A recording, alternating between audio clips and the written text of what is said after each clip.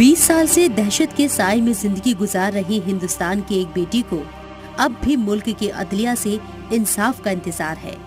इसी इंसाफ के इंतजार में वो दर दर ठोकरें खा रही है। आंखों में इंसाफ की उम्मीद जगाए उस बेटी का नाम है बिल्किस बानो।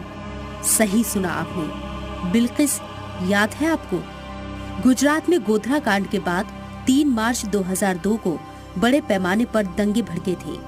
दंगों के दौरान दाहोद जिले के लिमखेड़ा तालुका में रंधिकपुर गांव में इश्तियाल भीड़ बिल्किस बानो के घर में घुस गई।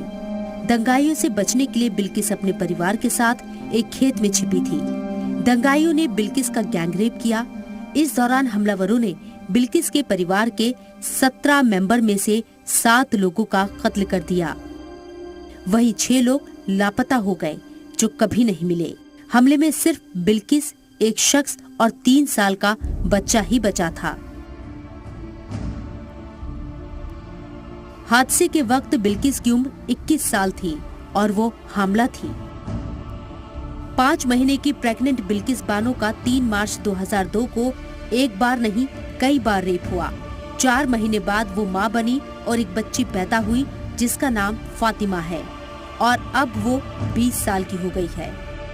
फातिमा इस साल लॉ कॉलेज में एडमिशन लेने की तैयारी कर रही है। बिल्किस खुद बताती हैं कि दरअसल बच्ची की पैदाइश ही उस कानूनी लड़ाई के शुरुआती दौर में हुई जिसे वह आज तक लड़ रही हैं। इसलिए बिल्किस उसे वकील बनाना चाहती हैं। दंगों में उनके परिवार के 6 मेंबर जान बचाकर भागने में कामयाब रहे। गैंगरेप के मुलजिमीन को 2004 में गिरफ्तार किया गया था।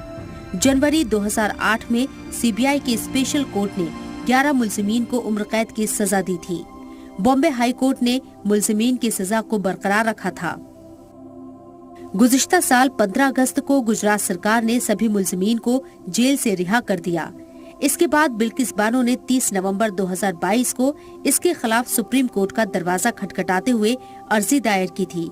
इसके अलावा समाजी कारकुन सुभाषिनी अली और टीएमसी एमपी महुआ मोइत्रा ने मामले के 11 मुलजिमीन को रिहा करने के गुजरात सरकार के हुक्म को रद्द करने की मांग की थी। उसी अर्जी पर समाअत करते हुए मुल्क की सबसे बड़ी अदालत सुप्रीम कोर्ट ने मरकजी हुकूमत और गुजरात सरकार से 11 मुलजिमीन की रिहाई की वजह पूछी।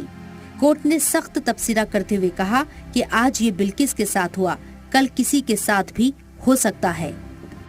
कोर्ट ने मरकज और गुजरात सरकार से कहा, मुलजिमीन को वक्त से पहले रिहाई देने से जुड़ी फाइलें पेश करें। अगर आप मुलजिमीन को रिहा करने की वजह नहीं बताते हैं तो हम अपना हल निकालेंगे। कोर्ट ने मामले में मरकज और रियासती हुकूमत से 1 मई तक फाइल पेश कर जवाबी हलफनामा दाखिल करने को कहा है। मामले की अगली समाअत 2 मई को होगी। ब्यूरो रिपोर्ट, जी मीडिया।